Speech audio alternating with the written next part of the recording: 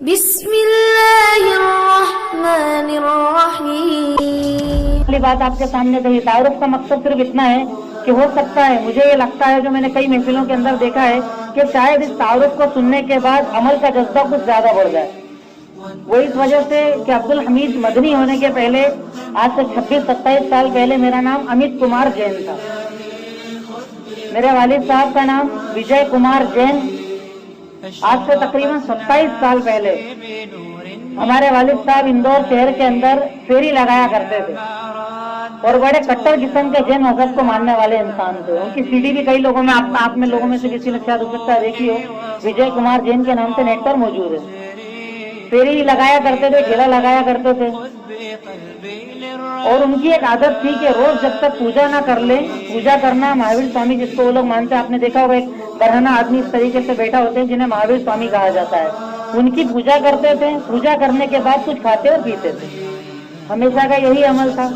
ایک مرتبہ اسی طرح سے پوجا کی، پرساد بانٹنا شروع کیا تو سماج کے اندر ان دکانداروں میں، جیسا کہ آج ہم لوگوں سے بھی کئی جگہ کڑائی ہو جاتی ہے کہ کوئی اس طرح سے آدمی آ کے ہمیں پرساد دے، ہم کیا کرتے ہیں، الحمدللہ کوئی مسلمان کھاتا نہیں ہے، لیکن کیا کرتا ہے، لے کر پھینک دیتا ہے یا کچھ اور کرتا ہے، کیوں کہ وہ برا مان جائے گا، کیا سوچے گا۔ لیکن ہم لوگ آپ کے سامنے اس بات کی دلیل ہیں کہ اگر آپ اس پرساد کو نہ لیں تو ہو سکتا ہے کہ انسان مسلمان ہو جائے۔ ہمارے والد صاحب کے اسلام میں آنے کی بڑی وجہ یہ پرساد بنا۔ انہوں نے پرساد بانٹا، سب لوگ لے لیا کرتے تھے۔ ایک مسلمان اس محفل کے اندر آیا، اس علاقے کے اندر دکان لگانے آیا، اس نے کہا کہ بھائی یہ میں پرساد نہیں لے سکتا۔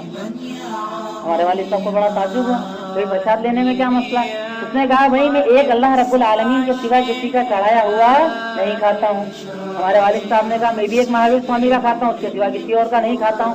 اس آدمی نے، اس مسلمان نے جواب دیا کہ تمہارا، جن کی تم عبادت کرتے ہو، وہ تمہاری ہی طرح ایک انسان تھے، اور میں جس اللہ رب العالمین کے نام کا کھاتا ہوں وہ انسان نہیں ہے، وہ تمام انسانوں کا پیدا کرنے والا ہے۔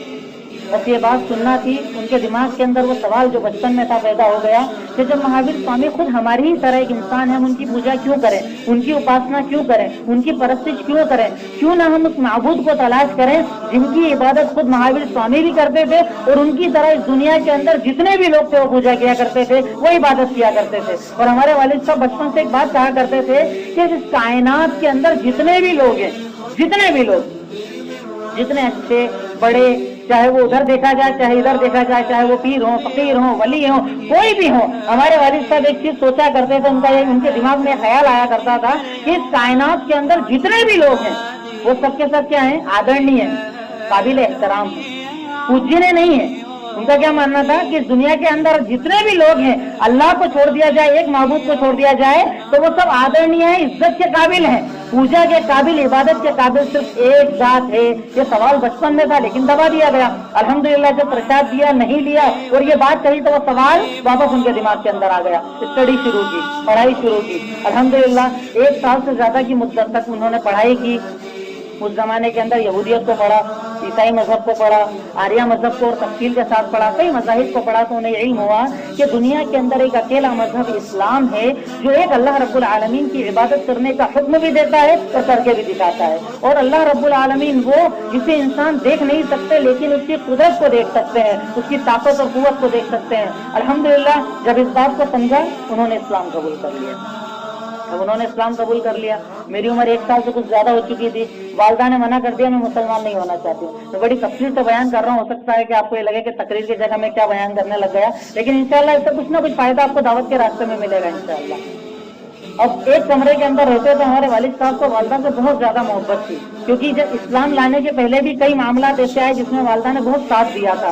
تو والد صاحب کیا کرتے تھے، ایک کمرہ چھوٹا سا تھا، اس میں پردہ باندھ دیا، ایک طرف پوجا ہوتی تھی ایک طرف نماز ہوتی تھی۔ والد صاحب نے کہہ دیا کہ تم میرے لیے حرام ہو چکی ہے، میں تمہیں چھو نہیں سکتا کیونکہ تم اسلام میں نہیں ہو، تم اسلام کو سمجھو، اسلام پر غور کرو۔ قرآن انہیں دے دیا، کتابیں انہیں دے دی ہندی کے اندر، ادھر پوجا ہوتی تھی ادھر نماز ہوتی تھی۔ والد صاحب روز رات میں اٹھتے اور دعا کرتے زور زور سے کہ اللہ رب العالمین یا تو اس عورت کو موت دے دے یا اس عورت کو اسلام دے دے، اور اگر یہ مسلمان ہوئی تو میں بڑے بیٹے کو تیری راہ میں لگا دوں گا۔ والدہ بڑا تعجب کرتی کہ نہیں مجھ سے اتنی محبت تھی، آج اسلام کے بعد میرے موت کی دعا کرتے ہو؟ تو کہتے تھے تو مر جائے گی تو میرا ٹینشن ختم، فتنے میں نہیں آؤں گا، زندہ رہی تو ہو سکتا ہے میں تیری وجہ سے فتنے کے اندر آ جاؤں۔ اور ایک بار رمضان کا موقع تھا، رمضان کے اندر والد صاحب عبادت کرتے کرتے گھر سے گئے اور کہنے لگے میں کتنا بدنصیب ہوں کہ میرے گھر کے تقریباً 5 6 7 مہینے گزر چکے اس بات کو، اسی حالت میں رہتے تھے، تو کہنے لگے میں بڑا بدنصیب ہوں کہ میرے گھر کے اندر برکت کے فرشتے نہیں آئیں گے۔ والدہ نے تعجب سے پوچھا ایسا کیا معاملہ، کیوں آپ کہہ رہے ہیں؟ کیونکہ جس گھر کے اندر تصویریں لگی ہوئی ہوتی ہیں، ہمارے الحمدللہ دیکھیے الحمدللہ کہ نہیں افسوس ہونا چاہیے اس کام کے اوپر، آج مسلمانوں کے گھروں کے اندر بھی تصویریں لگی ہوئی ہوتی ہے، اور میں آپ کو کہاں کی بات پیش کر رہا ہوں اس کو غور کیجیے گا۔ کیا کہہ رہے ہیں والد صاحب کہ جس گھر کے اندر تصویر ہوتی ہے اس گھر کے اندر فرشتے نہیں آتے ہیں۔ بڑا افسوس ہے مجھے کہ رمضان کے مہینے میں میرے گھر کے اندر فرشتے نہیں آئیں گے۔ یہ بات بول کر گھر سے باہر نکلے، 1 2 گھنٹے کے بعد جب گھر کے اندر آئے تو کیا دیکھا کہ والدہ گھر کے باہر بیٹھی ہوئی ہیں، کچھ کتابیں اور تصویروں کو آگ لگا رہی ہیں۔ پوچھا کیا بات ہے، سب کیا کر رہی ہوں؟ تو انہوں نے کہا بس آج سے لا الہ الا اللہ محمد رسول اللہ، کوئی زبردستی نہیں، کوئی سختی نہیں، کتاب دے دی، قرآن دے دیا، خود تلاوت کی، خود پڑھا اور الحمدللہ اسلام قبول کر لیا۔ اس کے بعد جیسا کہ انہوں نے ارادہ کیا تھا، نظر مانی تھی کہ اگر یہ مسلمان ہو گئی تو بڑے بیٹے کو تیری راہ میں لگانا ہے، الحمدللہ مجھے مالیگاؤں پڑھنے کے لیے بھیجا، میں نے وہاں سے 10 سال کے اندر عالمیت اور فضیلت کی۔ اور اس کے بعد دیکھیے اگر مسلمان یہ سوچے کہ دین کا کام کون کرے گا، کون کرے گا، میں کروں گا، تو یہ سوچ ہماری بے وقوفی ہے۔ کیا ہے؟ بے وقوفی ہے۔ اللہ رب العالمین ہم جیسے لوگوں کے ذریعے ہی مسلمانوں کو بتانا چاہتا ہے کہ غور کرو اپنے اوپر، اگر ابھی بھی نہیں سدھرو گے تو دیکھو اللہ کہاں سے اٹھا کے لائے گا۔ کیا کیا اللہ رب العالمین نے؟ پہلے تو یہاں پر عالم بنا دیا، چلو یہ آسان بات ہے، مدرسے گئے پڑھ کے آ گئے، وہ اسلامک یونیورسٹی جس میں ہزاروں کی تعداد میں فارم جاتے ہیں، 10,000 15,000 فارم جمع ہوتے ہیں، اس میں کچھ بچوں کو چنا جاتا ہے۔ والد صاحب حج کرنے کے لیے گئے، جامعہ پہنچے، ہمارے ایک ساتھی ہیں وہاں پر وسیم بھائی، ان کے ذریعے وہاں کے وکیل جامعہ سے ملاقات ہوئی اور انہوں نے کیا کہا کہ کاغذ دو میں اس بچے کا ایڈمیشن لے لیتا ہوں۔ الحمدللہ دنیا کی سب سے بڑی اسلامک یونیورسٹی مدینہ منورہ کے اندر اللہ رب العالمین نے 4 سال پڑھنے کی توفیق دی۔ یہ انعام ہے کہ نہیں اللہ کا؟ یعنی آپ اللہ کے راستے میں رہیں گے تو اللہ مدد کرے گا کہ نہیں کرے گا؟ اور اگر ہم عمل نہیں کریں گے تو مندر میں گھنٹی بجانے والوں کو کہاں پہنچائے گا؟ مدینہ پہنچا دے گا۔ کہاں پہنچائے گا؟ عالم بھی بنائے گا اور دین کا کام بھی لے گا۔ سوچنے والی بات ہے۔ الحمدللہ آج ہمارا گھرانہ میں میری والدہ، والد صاحب اور میرے 2 چھوٹے بھائی، الحمدللہ ہم سب مسلمان ہیں، لیکن ہمارے علاوہ جتنا بھی خاندان ہے ہمارا پورا جین مذہب کو فالو کرتا ہے۔ آپ لوگوں سے گزارش بھی ہے کہ آپ لوگ دعا کیجیے کہ اللہ رب العالمین تمام کو بھی اس دین کے اندر داخل ہونے کی توفیق عطا فرمائے۔